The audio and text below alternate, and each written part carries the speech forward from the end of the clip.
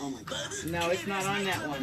It's not on the other one. Here we are, Radio 1, 1490 studio with Kent Angelica. My man Billy. Hey, how you guys doing? Billy's a member of what? What are you a member of? Oh, we got the Funk Factory. We're part of that. Yeah. Yep. And we're back. Welcome to Music for Your Ears, AM 1490 with Angelica and Kent. That's right, the hippie boy. You know, and I'm responsible for Hippie Row on the 10th deck.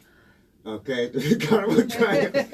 And that's my story, and I'm sticking to it. And like, oh, but did I have some fun, man? When we got, first of all, let me tell you a little story about people. You know, when we got to Mexico, Mark, okay, it was Cozumel. You know, the two hippies were looking for a doom buggy. Okay, we get out, hippies, and that's, we see the beach, we're looking for a doom buggy. Okay, so we couldn't find a doom buggy. How did you get into Mexico? Did you climb over the fence? Okay. Trump hasn't built the wall yet, so we just walked through this time. But them doggone dogs was sniffing all around everything, For a hippie, hey, ho, hey, Oh man, so when we got there, man, we were looking for a doom buggy, so we ended up with a Jeep, and we ended up at this place about 5 miles to 8 miles outside of Cozumel. called Alberto's. And the beach, the ocean just rolled right up to her feet. And the sun was shining, for all my copycats out there, where were you at then? Because we were sitting at there sipping drinks with little umbrellas on them. You know what I'm saying? Oh, mine had a palm tree. And it was about 3 feet high. Yeah, and the other drinks they weren't umbrellas, they were palm trees in our drinks. Okay. We gotta make some shade on those drinks so they don't get warm. Oh boy, but you know what? But it was only just us two hippies that was there from Radio 1, rocking the spot, representing Cleveland like we're supposed to, worldwide. Any drinks with bananas? Yes, we had no bananas. Or coconuts, maybe? Oh, he's my coconut. Yeah, we saw a coconut tree. We were underneath a coconut tree. Yeah, well, okay. We had fun, but my man Rick, tell me about how you got involved with Tom King's project, and the Outsiders, because there was 2 other drummers before you, right? Yeah, that is correct. That is correct. Jimmy Fox from the James Gang, we just met up with him a little earlier today. Right. My man, Jimmy Fox. That's right. Remember Rock Royalty here. Rock Royalty. He was attending college at the time, so right. He passed on going on the road. Ron Harkeye, who has since moved to Grand Rapids. Right. He played for a while. He got drafted in late 1965, early 66. Right. So he had to go. At the time, I was playing locally with a band called The Sensations. Okay. And we were all doing pretty well at the time. We kind of sort of knew each other. Tom King called me, and I was in 12th grade. Okay. In high school. Right. He said, my drummers got drafted. We just got booked on a 6-week tour with Gene Pitney, Bobby Goldsboro, Len Berry, B.J. Thomas, Chad and Jeremy. Just how many people, Mert? 36? Yeah, 36 So in he the said, bus. B.J. and Bobby Goldsboro, yeah. He said, "Are you interested?" He said, I need somebody. Are you interested? I said, "Well, I'm in high school." Of course you're interested. He said, "Well, we leave in 3 days to go to Virginia Beach, and we're going to be gone for 6 weeks." Yummy, yum, yum, yum. So I said, I'll call you back. So at the time, it was just my mother and myself and my younger sister. And I said, "Ma," I said, "what do you think?" She said, "Well, you could look at it this way." She said, "Do you think you're going to get another phone call like this again in your life?" That's right. So when the opportunity rings. I took her advice, and 3 days later, I was on the airplane. I met all of them at Hopkins, and we left for Virginia Beach, and I was gone for 6 weeks, and that was the beginning of it. Right, It's just wonderful that you had the support of your mother, though. I'm sure a lot of musicians Yeah, I always don't did. get that. I always did. Me too. What area did you live in also, and what school did you go to at the time when you guys, because he's out of Shaw, so you were going to Shaw High School also then, right? I grew up in East Cleveland. I went to Roselle in the grade school. I went to Kirk for junior high, and I went to 10th grade in Shaw, and then my father passed, and we moved to Broadview Heights, where my mother had brothers out there. Moving on up like the Jeffersons then.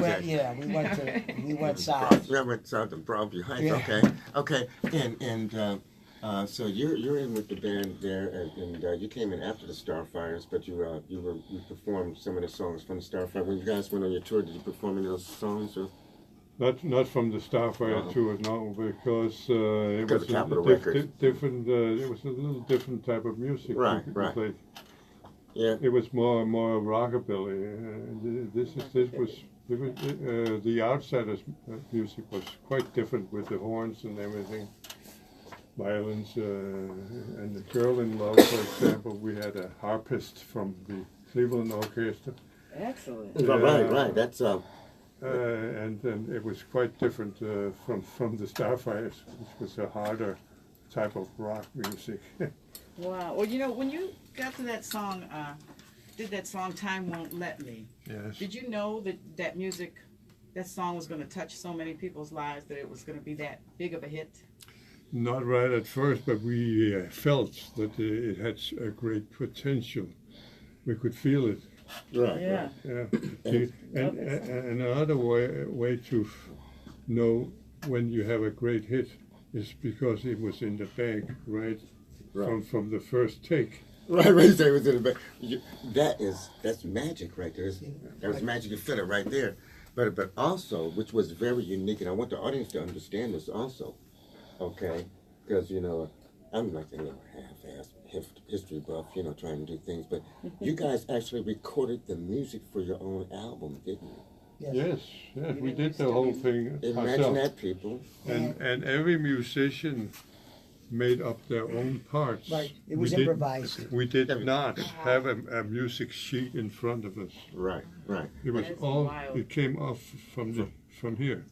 All from scratch from hometown Cleveland. And from the heart. Yes, of course, mostly from the heart. And the reason why I mention this, people, to all the listeners, I hope you got your Google out, okay, is because most record labels back then in the day had studio musicians that recorded all the music for the artist. Mm-hmm. And then when you see the artist out on the road with a band, the band had rehearsed the music that was actually recorded by the studio musicians in the recording process. So, but at this case, at the very beginning of rock and roll, the Outsiders was my man Tom King. Got to give him some shout out. Big love for him. He was adamant.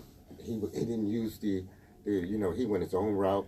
You guys were able to record your own music, which was very different back at that time. Even Motown had their own recording band that would record all the music for the Temptations, the Supremes, Mary Wells, and even Meatloaf, because Meatloaf was once on Motown records. Yeah. And did you have to earn your own money for the studio time, or did the record label pay for the studio time? The record label fronted the money.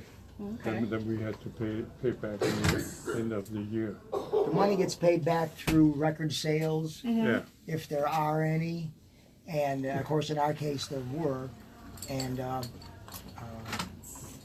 lot of times that's an arbitrary figure. Okay. So if there's record sales where the artist might be due some royalty money, and the record label could very easily say, well, you still owe us money for the time that you did blah blah blah and this and this and this. Right. So it's a little questionable, but Kent is right. Tom King was the leader of that band, and he knew his direction, and we lived on the road together. We were friends. We got along. There was no fighting and bickering, and we stayed two in a room.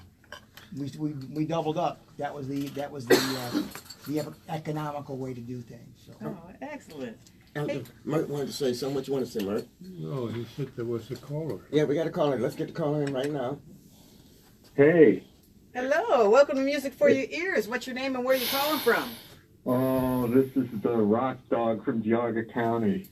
Ah, my man from Geauga County.